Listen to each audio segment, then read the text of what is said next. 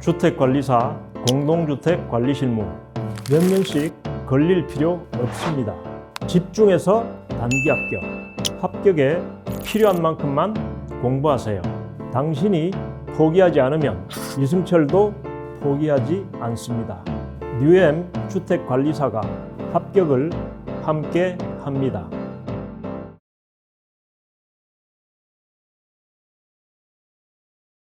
자, 12번. 공동주택 관리비 및 회계 운영에 관한 설명, 옳지 않은 것. 자, 크게 어려운 내용은 없고요. 정답만 보면 2항. 관리 주체는 해당 공동주택 공용 부분의 관리 및 운영 등에 필요한 경비, 가로 열고 친절하게 관리비 예치금이라 되어 있어요. 관리비라 안 돼 있고 관리비 예치금이라 되어 있는데 우리 공동주택관리법은 관리비 예치금을 이렇게 표현해 놨어요. 해당 공동주택 공용 부분의 관리 및 운영 등에 필요한 경비, 이게 관리비잖아요. 근데 요거를 관리비는 그냥 관리비라고 명시해 놓고 이렇게 표현이 되어 있는 거는 관리비 예치금만 이야기하는 겁니다. 관리비 예치금. 근데 그것도 이제 뭘까 싶어서 친절하게 가로 열고 관리비 예치금이라는 표현까지 써놨어요. 관리비 예치금은 소유자만 내는 겁니다. 소유자. 집 팔 때 여러분이 이제 아파트 분양받아가지고 관리비 예치금 내고요. 왜냐하면 초창기에 관리비가 없으니까 소유자가 한두 달치를 미리 낸 겁니다. 아직 안 사는 부분에 대해서 관리비를 미리 낸 거라고. 그러다 집을 팔고 나갈 때 이 관리비 예치금 받아 나가죠. 받아 나가는 이제 편의상 매도자와 매수인 간의 상계 처리를 보통 합니다. 근데 원칙대로 한다라면 관리사무소에서 달라 그래가지고 받아가지고 가고 새로 들어오는 사람이 관리비 예치금을 내고 관리사무소 이렇게 해야 되는 건데 이제 불편하니까 상계 처리해버리는 거죠. 그래서 왜? 아직 안 사는 부분에 대해서 예컨대 관리비 예치금 2달치라 그러면 2달치를 미리 낸 거예요. 받아가는 거죠. 집주인만 낸다.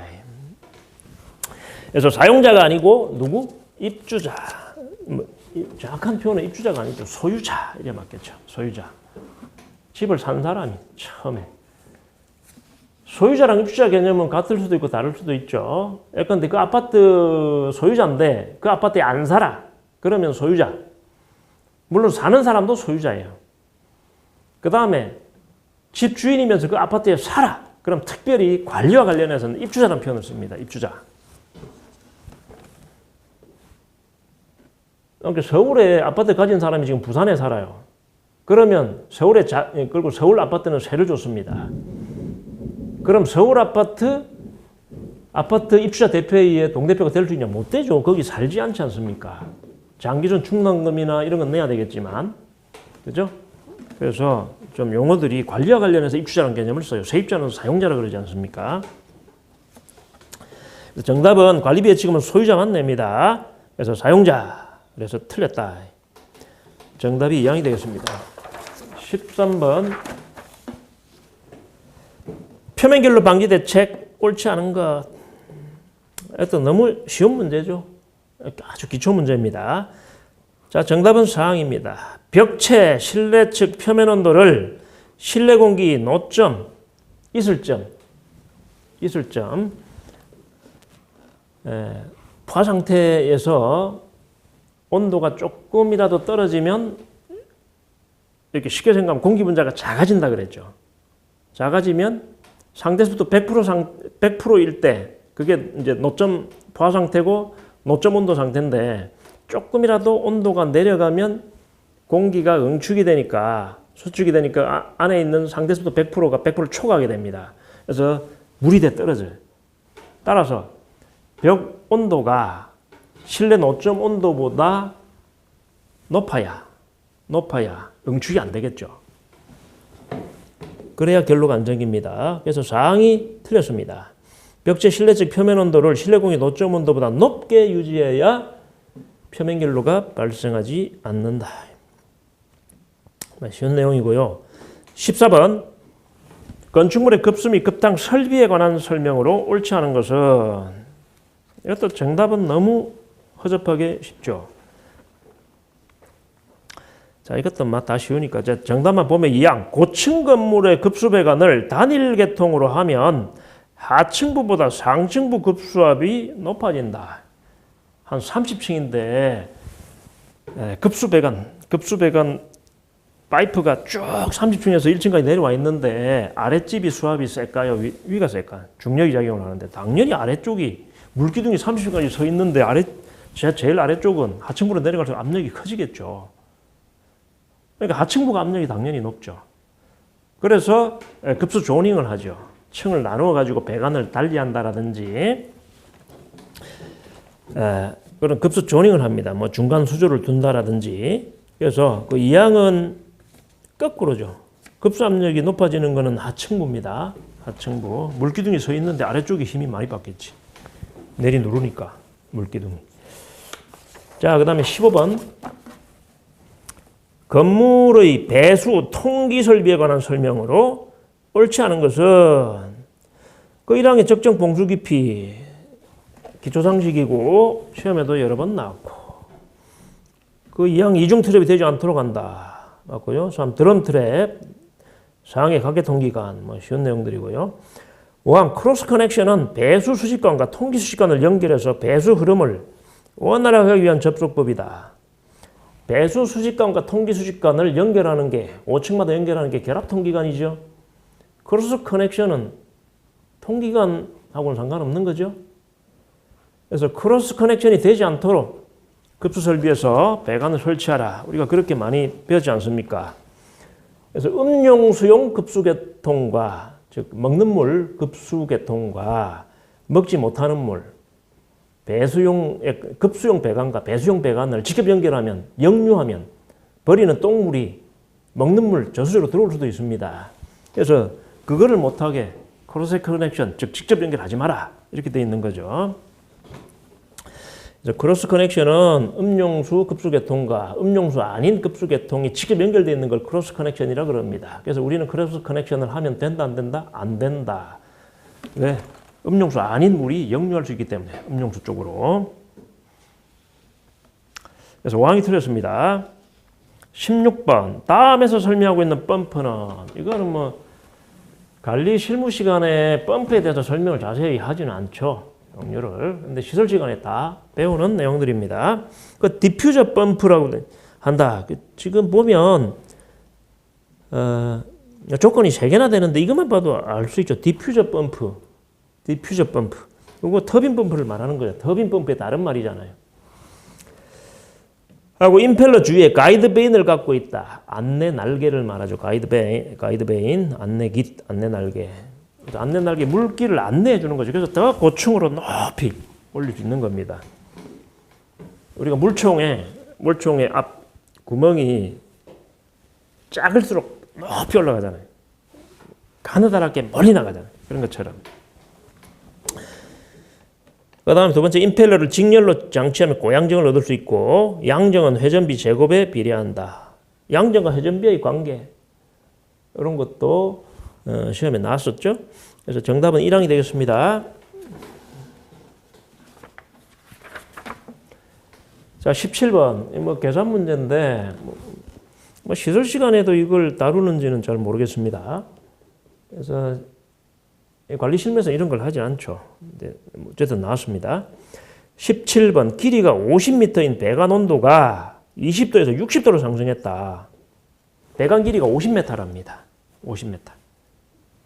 그리고 온도가 지금 배관에 20도짜리 물온도 20도짜리 물이 지나가다가 60도짜리가 지금 배관에 지나가는 거지. 물이 뜨거운 온도가 올라갈수록 팽창하잖아요. 그러니까 배관도 팽창. 그래서 우리가 물 공급을 급탕을 공급을 하는데 팽창량을 계산을 해야 배관을 맞추잖아요. 안 그러면 배관이 너무 꽉 끼면 배관이 터지잖아. 그래서 그 배관 팽창량을 지금 구하는 거다. 그럼 상식적으로 배관 팽창 얼마나 팽창될 건가는 물 온도하고 관련돼 있겠죠. 물 온도에 따라서 물이 팽창되는 그 계수가 틀려질 거다. 그래서 온도 차에다가 온도 20도와 60도 그 팽창 양이 틀릴 거고 그는 팽창 계수에 따라서 틀려지는 거니까 이게 17번 배관 팽창량 물 온도차에 따라서 배관이 늘어나죠. 20도짜리 물, 60도짜리 물, 60도 물이 훨씬 부피가 팽창하겠죠. 온도 차에다가 온도에 따른 그 팽창 계수가 다 과학적으로 나와 있죠. 지금 지문에 주어져 있잖아요. 팽창 계수. 온도차에 따른 팽창 계수가 있다 이 말이죠. 여기에다가 배관 길이만 곱하면 이게 배관의 팽창량입니다. 전체 배관 길이만큼 팽창을 했을 때니까 곱하기 하면 된다. 그럼 여기다 그대로 그냥 넣으면 되겠죠. 온도차가 20도에서 60도니까 40도 차이가 나고 선팽창 계수가 0.2 곱하기 10의 마이너스 4승 이게 선팽창 계수고요. 배관 길이가 50m입니다. 50m. 여기 곱하기 하면 되지. 곱하기. 10의 마이너스 4승은 0.001. 그 다음에 이거 뭐 만분의 1이잖아요. 만분의 1. 0.00 하면 헷갈리니까 분모를 마이너스 4승은 동그라미가 4개 있다는 뜻이잖아요. 이게. 그리고 마이너스니까 만분의 1이잖아요. 그러니까 분모를 만으로 하고 40 곱하기 0.2 곱하기 50 이렇게 계산하면 됩니다. 계산기로 우린 계산기로 하죠. 계산하시면 됩니다. 그러면 제가 미리 계산을 한번 해봤습니다. 이걸 전자 계산기가 있어요. 0.04m입니다. 0.04m는 우리는 배관 그 단위가 밀리미터이기 때문에 밀리미터로 단위를 변환시키면 됩니다. 그럼 40mm입니다. 0.04m는 40mm. 1m는 100cm, 1cm는 10mm. 그래가지고 전화를 하면 되겠죠. 그래서 정답이 사망이 되었습니다. 18번 개별 난방 설비 기준 옳지 않은 것. 요것도 6층 이상 공동주택 같은 경우 중앙 난방, 그 다음에 지역 난방, 이게 원칙인데 개별 난방도 가능하다라고 돼 있고 이 규정은 건축법 규정입니다. 자, 거기 요것도 예전에 한번 기출됐었습니다. 정답만 간단하게 보면 5항입니다. 기름 보일러 설치하는 경우에 기름 저장소를 보일러실 내에 설치해야 된다. 상식적으로 보일러실에 거기 기름 보일러인데 기름 탱크를 같이 해놓으면 예컨대 보일러에서 잘못돼가지고 화재가 발생한 경우 어떻게 되겠습니까? 난리 나겠죠. 반드시 그 보일러하고 보일러 기름 탱크하고는 별도실에 따로 둬야 돼. 따로 두고 중간에 배관을 통해서 이렇게 공급하고 차단하고 중간에 차단 밸브도 있잖아요. 다른 공간에 둬야 됩니다. 그래서 5항이 틀려서 정답이다. 19번 송풍기 날개 형식에 의한 분류 중 원심형 송풍기가 아닌 것은 이것도 뭐 시설지간에 다 하시는 건데 그 정답이 1항입니다. 그 튜브형은 충류형에 되어 있습니다. 별게 다 나오는데 이게 뭐 관리 실무라고 하기보다는 시설 개론 문제 같죠 지금. 그래서 막 관련 학과 교수가 들어가다 보니까 관리 실무 교수가 들어가야 되는데 관리 실무 학과가 없다 보니까 뭐 이런 문제가 발생합니다. 자, 요거는 이제 날개 형식상 분류일 때 이렇게 합니다. 펜, 그다음에 블로,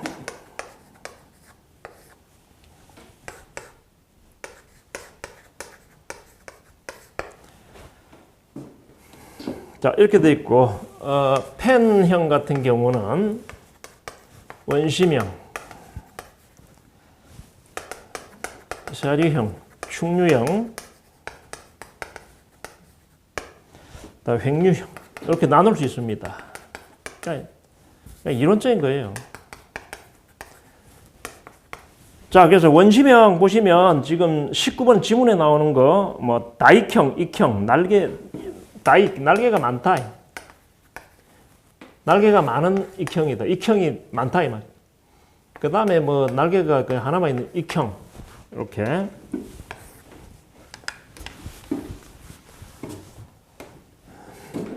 그 다음에 후곡형,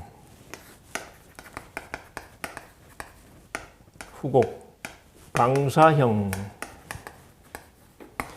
관리형, 뭐 이런 것들이 원심형입니다. 그 지금 튜브형 같은 경우는 충류형입니다. 튜브형, 프로펠러형, 그다음 베인형 이렇게 되어 있습니다. 종류를 물어본 겁니다. 종류를. 그래서 정답은 1항이 되겠습니다. 그 다음에 20번 냉각 목적의 냉동기 성적 계수와 가열 목적의 열 펌프 성적 계수 옳은 것은 그 3항입니다. 열 펌프 성적 계수는 냉동기 성적 계수보다 큽니다. 그 히트 펌프는 난방과 냉방을 겸용하죠. 히트 펌프는 냉난방 겸용 펌프입니다. 히트 펌프가. 근데 효율이 난방용으로 쓸 때 더 좋아요. 난방용으로. 지금 3항 지문을 보시면 열 펌프 성적 계수는 능력이잖아요. 열 펌프의, 즉 히트 펌프의 성적 계수는 냉동기 성적 계수보다 1 크다. 즉 냉동시키는 능력보다 냉방으로 쓰는 그 능력보다 난방으로 쓰는 능력이 항상 1이 더 커요. 최소한 1보다 크다. 1보다 크다. 그래서 히트펌프는 냉방용보다는 난방용으로 더 추천한다. 정답이 3항입니다. 히트펌프도 시험에 여러 번 나왔습니다. 자, 21번 필요설비 기준. 그냥 주는 문제죠. 자, 이번에 돌침은 건축물 윗부분으로부터 25cm 이상 돌출돼야 되겠죠. 그리고 설계 과정에 견뎌야 되고, 3호에 필요 설비 재료는 최소 단면적이 피복 없는 동선 기준으로 수레부, 인하도선, 접지 다 공이 50제곱미리 이상이 돼야 됩니다. 50제곱미리 동등 또는 이상. 그래서 유도된 그 낙뢰를 끌어내리자 수레부, 인하도선, 그다음 건물 내 기둥에 있는 접지부에서 구리선, 동선을 쭉 해놓으면 전기 저항이 거의 없으니까 이제 그대로 땅으로 방출되는데, 요 구리 단면적을 보면 50제곱미리 이상이 돼야 된다. 이런 뜻이죠. 50제곱미리. 그래야 낙뢰가 쫙 빠진다. 쫙 빠진다. 안 그러면 건물에 딴 데로 새버리면 난리가 난다. 그래서 정답이 4항이 됩니다. 22번 공동주택 층간소음 범위와 기준에 관한 규칙상 층간소음 기준으로 옳은 것은, 이게 그 뭐 시험에 지금 주관식으로도 나오고 객관식으로도 나오고 여러 번 나왔는데, 이제는 그 표 밑에 있는 비고란까지 나왔다. 비고란까지. 그래서 지금 보시면 층간 소음 돼 있는데 직접 충격 소음하고 공동주택 층간 소음, 이 표가 우리가 직접 충격 소음과 공기 전달 소음 이렇게 돼 있잖아요. 뭐 주간, 야간 이렇게 돼 있고, 야간이 더 조용해야 됩니다. 주간보다. 사람들이 활동하니까. 여기 1분간 등가 소음도, 최고 소음도, 여기는 5분간 등가 소음도, 공기 전달, 직접 충격 소음하고 공기 전달 소음 이렇게 돼 있죠. 직접은 1분간 등가 소음도와 최고 소음도 측정하고, 공기는 5분간 등가 소음도, 공기 전달 소음 측정하는데, 야간이 더 조용해야 됩니다. 그래서 보시면 38선에 5위가 달려 있는데 살아 이렇게 외웠고, 각각 플러스 5씩 해주면 된다. 요걸 외워가지고 이렇게 야간을 외우시고 각각 플러스 5를 해주면 된다. 그래서 5씩 더해주면 43, 57, 45 이렇게 되어 있습니다. 그래서 거기 1항, 2항 틀렸다는 걸 알 수 있고 3항은 맞죠. 공기전달사면 5분간 등가소음도는 주간 45, 야간 40이다. 야간 40, 주간 45 이게 맞죠. 그 4항에 1분간 등가소음도 및 5분간 등가소음도 측정한 값 중 가장 높은 값, 낮은 값이 아니고 높은 값으로 하고 5항의 최고 소음도는 1시간에 5회가 아니고 3회입니다. 3회 이상 초과할 경우 기존 초과한 거 들어본다. 그래서 정답이 3항이 되겠습니다. 자, 객관식 이제 자 23번 객관식 23번이죠. 승강기 안전검사 옳은 것은 승강기 안전검사인데 자 1항 정기검사 검사 주기는 2년 이하로 합니다. 3년이 아니고 2년 이하로 한다. 정기검사 주기가 1년이에요. 1년. 근데 안전인증 받는 거는 이제 2년까지 가능하니까 다 포괄해서 표현할 때는 2년 이하로 하되 이렇게 됩니다. 행정안전부령으로 정하는 바에 따라 승강기별로 검사 주기 다르게 할 수 있습니다. 맞고요. 그래서 그 앞부분이 틀렸습니다. 3년 이하가 아니고 2년 이하로 하되. 그 다음에 2항 승강기 제어반 또는 구동기 교체한 경우 수시검사 받아야 된다. 요거 맞습니다. 그 5항 보시면 승강기 종류, 제어 방식, 전격 속도, 전격 용량, 왕복 운행 거리 이런 게 바뀌면 수시검사를 합니다. 수시검사. 수시검사는 뭔가 뭐 속도 바꾸거나 거리 바꾸거나 이런 거 할 때 중간에 뭐 고장이 났거나 이랬을 때 완전 고장나면 정지시켜야 되는데요. 그게 아니고 뭐 가끔 가다가 문이 조금 뭐 열린다라든지 뭐 그런 거 있을 수 있지 않습니까? 그래서 그런 중대한 고장, 문이 열리는 경우는 중대한 고장이겠죠. 그런 중대한 고장에 못 미치는 아주 미비한 고장을 말합니다. 이 고장은. 그런 거 있을 때 수시검사 받는 거고 그때그때 받는 게 수시검사입니다. 그래서 2항, 5항, 그 2항은 5항 내용이에요. 그래서 2항이 맞는 지문이고 3항, 승강기 설치검사 받은 날로부터 20년이 지나면 정밀안전검사 받아야 된다. 정밀안전검사 받는 경우가 4가지가 있지 않습니까? 그중에서 이제 기간과 관련해서 15년이 경과하면 정밀안전검사를 받아야 됩니다. 승강기 나이가 15년이면 사람으로 치면 한 90살이다. 언제 어떻게 될지 모른다. 그 다음에 4. 승강기 결함으로 중대한 사고 또는 중대한 고장이 발생한 경우는 이 중대한 사고, 중대한 고장은 수시 받으면 안 되고 정밀안전검사를 받아야 됩니다. 그러니까 15년 경과된 승강기나 중대한 그 사고는 사람과 관련된 사고를 말합니다. 사람이 뭐 죽거나 다치거나 이런 걸 말하는 거죠. 중대한 고장은 근데 문이 열린 채로 운행한다라든지 뭐 그런 경우를 말합니다. 그 미비한 뭐 부품 또는 근데 승강기 소리가 이상하게 난다라든지 그런 거는 중대한 고장에 해당 안 됩니다. 그래서 중대한 고장, 중대한이 들어가면 정밀안전검사 대상입니다. 자, 그래서 지금 2항이 맞는 지문이고 나머지는 다 틀렸다. 자, 24번. 시설 안전관리에 관한 기준 및 진단사항 내용이다. 대상 시설별 진단사항, 점검 횟수 연결, 옳은 거. 뭐 이것도 뭐 무조건 외워야 된다는 말씀을 여러 번 드렸고, 이거는 그냥 당연히 다 맞아야 되는 그런 내용입니다. 그 니은에 보시면 변전실 안전진단 매분기 1회 이상 요거 맞고요. 안전진단. 디귿에 노출배관 동파 방지.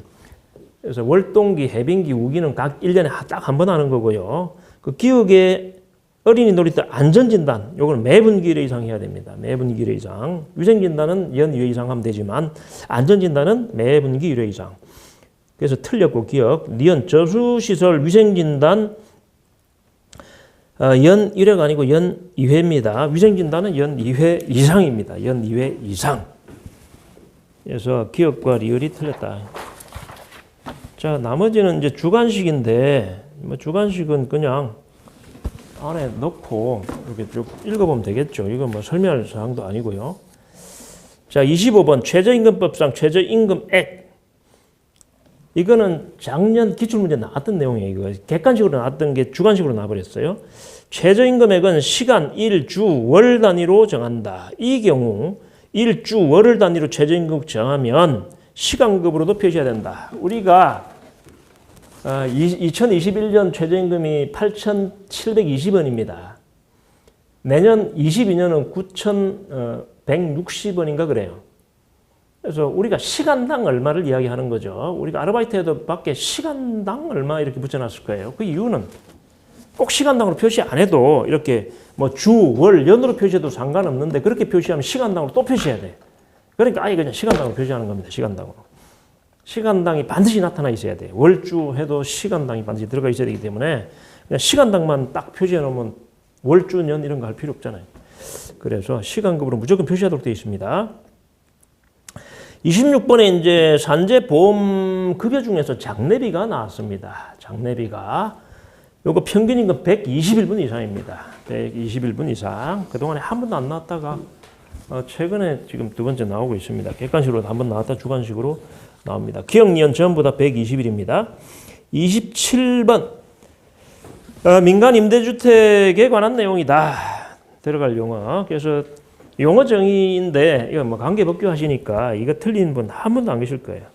그 민간 임대주택이란 임대 목적으로 제공하는 주택 가로 열고 토지를 임차해서 건설된 주택 및 오피스텔 등 대통령령으로 정하는 그 뭐 및 대통령령으로 정하는 이렇게 되어 있는데 준주택이 들어갑니다. 기억에 준주택 및 대통령령으로 정하는 일부만 임대하는 주택 포함해서 임대사업자가 제5조에 따라 등록한 주택을 말하며 민간 무슨 주택과 민간 매입. 그래서 민간 그 주택은 임대주택은 만드는 거하고 산 게 있습니다. 즉 만들어 가지고 임대해 주는 거하고 사서 임대해 주는 거. 만든 걸 민간 건설 민간 그 건설 임대주택이라 그러고 사서 임대 사업하는 거를 매입 임대주택이라 그럽니다. 그래서 니은은 건설이 들어가고요. 그 다음에 장기 일반 민간 임대주택 이것도 벌써 기출이 여러 번 됐죠. 이거 10년 8년이었다가 10년으로 개정이 됐잖아요. 그래서 기억에 10년 이상 들어가야 맞습니다. 28번 국민건강보험 가입 자격. 그래서 우리가 이것도 15, 14, 15, 14 고용산재, 국민연금, 국민건강보험 해가지고 15, 14, 15, 14 이렇게 외우라 그랬어요. 지금 이게 지금 순서대로 고용산재, 국민연금, 국민건강보험. 그래서 국민건강보험이니까 네 번째니까 14. 그래서 기억년 전부 다 14가 들어갑니다. 14일 내 신고. 29번 실업급여 기초가 되는 임금 1회. 실업급여는 평균임금 기준으로 주죠. 그래서 우리가 평균임금 기준으로 주는 것. 그 다음에 통상임금 기준으로 주는 것. 이거를 수시해냈다 했습니다. 예컨대 뭐 퇴직급여나 휴업수당, 그 다음에 산재보험료 이런 것들은 평균임금 기준으로 준다. 통상임금 기준으로 주는 게 뭐 출산 전 휴가급여 또는 육아휴직급여, 그죠? 그 다음에 뭐 해고 예고수당이라든지 연장 야간 휴일 근로수당이라든지 이런 것들 통상임금 기준으로 줍니다. 그래서 실업급여니까 고용보험에 나오는 내용이고 이 4대 보험 관련해서는 평균임금 기준으로 준다고 보시면 됩니다. 평균임금이 들어가요. 30번 자 회계감사 이것도 여러 번 나왔던 거고 재무제표는 4가지죠. 그 중에서 그 제일 밑에 이제 없는 게 지금 주석이죠. 주석이 없죠. 재무상태표, 운영성과표, 이익잉여금 처분계산서 또는 손실이 발생하면 결손금 처리계산서 그 다음에 나머지 주석 해서 재무제표라 그럽니다. 31번 주택관리업자 등 교육 및 벌칙. 자 보시면 소장 배치받아 근무 중인 주택관리사는 교육받은 후 몇 년마다 공동주택관리교육과 윤리교육을 받아야 되며 3년마다 받아야 됩니다. 3년마다 받아야 되고 교육 안 받으면 500만 원 이하 과태료입니다. 그래서 3, 500 이렇게 됩니다. 자 32번은 좀 전에 앞에서 봤던 그 층간소음 관련해서 직접 충격과 공기전달소음 이 2가지 쓰는 문제입니다. 그래서 기억은 직접 충격, 니은은 공기전달 이렇게 됩니다. 33번도 벌써 몇 번 나왔던 내용이고요. 그 기억은 0.25, 니은은 0.5, 나는 50세대. 그래서 뭐 수업 시간 할 때도 체크를 다 했던 내용입니다. 34번 보시면 1급 소방안전관리대상물입니다. 그래서 특급, 1급, 2급, 3급 이렇게 나누어 가지고 아파트 아닌 경우 비교해서 설명을 드렸고 1급은 보시면 30층 이상 그 다음에 층수를 알 수 없으면 한 층이 4m라고 보면 되니까 3, 42, 120m 이상. 그래서 기억은 30, 니은은 120. 이렇게 됩니다. 자, 35번 보일러 출력 표시. 이것도 주는 문제죠. 보일러 출력 표시 방법에서 난방부하와 급탕부하 합한 거는 우리가 정미 출력이라고 그러고 난방, 급탕, 배관부하, 예열부하 다 합한 걸 전격 출력이라고 그럽니다. 그래서 기역은 정미, 니은은 전격. 이런 건 아무도 안 틀렸을 거예요. 36번 화재 안전 기준. 화재 안전 기준 돼 있는데 이런 것들은 사실 뭐 너무 지엽적이라서 맞히면 대단한 겁니다. 공부를 상당히 많이 하신 분이죠. 자, 10번에 승강기, 피난기 및 하향식 피난구용 내림식 사다리 그 기준인데요. 나 대피실 면적은 2제곱미터, 두 세대일 경우에는 3제곱미터 이상으로 하고 건축법 시행령 규정에 적합해야 되고 하강구 규격은 그 기역에 60cm 이상이래야 됩니다. 요걸 맞히면 고득점 하신 분들이겠죠. 자, 37번. 이것도 맨날 나오는 문제라서 이건 아무도 안 틀렸을 건데 가스 계량기 확인은 2m 이상 이격해야 됩니다. 그래서 2가 들어갑니다. 38번. 주택건설 기준 규정상 바닥 구조입니다. 이것도 그냥 주는 문제입니다. 거기 보시면 층간 소음 방지를 위해서 바닥 구조가 있는데 슬래브 두께가 210 이하인데 거기 라멘 구조는 150 밀리미터 이상으로 하면 됩니다. 그래서 210 니은은 150 이렇게 됩니다. 39번은 에너지 전략 설계 기준이 나오는데 지금 3년 연속 계속 나옵니다. 그래서 전체적으로 뭐 필수사항뿐만 아니라 권장사항까지 다 공부를 해야 되는데 자연 채광 계획에 관한 기준입니다. 여기 보시면 5번에 자연 채광 기준에서 공동주택 지하주차장은 300제곱미터 이내마다 1개소 이상 외기와 직접 연하는 2m 이상 개폐가 가능한 천장 또는 측창을 설치해서 자연환기 및 자연 채광을 유도한다. 다만 지하 2층 이하는 그렇지 않다. 그래서 실제 아파트 지하주차장을 들어가 보면 300제곱미터 이내마다 천장이나 측창이 설치되어 있더라. 이런 걸 한번 확인을 해보시면 쉽게 암기가 되실 겁니다. 자, 마지막으로 40번 신에너지, 재생에너지, 개발이용, 보급 촉진 법령상 용어다. 이렇게 되어 있는데 재생에너지 용어가 나왔습니다. 재생에너지란 재생 가능한 에너지를 변환시켜 이용하는 에너지다. 종류에는 태양에너지, 풍력, 수력, 해양에너지, 그다음에 정답은 가로 안에는 지열이 들어가야 됩니다. 지열에너지, 생물 자원을 변환시켜 이용하는 바이오에너지로서 대통령령으로 정하는 기준 및 범위에 해당되는 에너지, 폐기물 에너지로서 대통령령으로 정하는 기준 범위에 해당되는 에너지, 그 밖에 석유, 석탄, 원자력 또는 천연가스 아닌 에너지로 대통령령으로 정하는. 그래서 우리가 뭐 신재생 그러면 대표적인 게 이제 태양, 그 다음에 바람 이용하는 풍력, 조수 힘 이용하는 거, 그 다음에 지열, 뭐 대표적으로 그렇죠. 그래서 뭐 이런 거는 안 보시면 좀 찾기가 힘드실 겁니다. 사실 뭐 시험 문제로 나오면 찾기가 힘들 수도 있습니다. 자, 그래서 뭐 크게 지금 뭐 범위를 벗어난 그런 문제들이 나온 경우는 지금 극소수죠. 지금 2문제밖에 없잖아요. 나머지는 조금 지엽적으로 나왔다 그런 건데 요 지엽적인 수준으로 공부를 하셔야 될 것 같습니다. 이제부터. 자, 고생 많으셨습니다.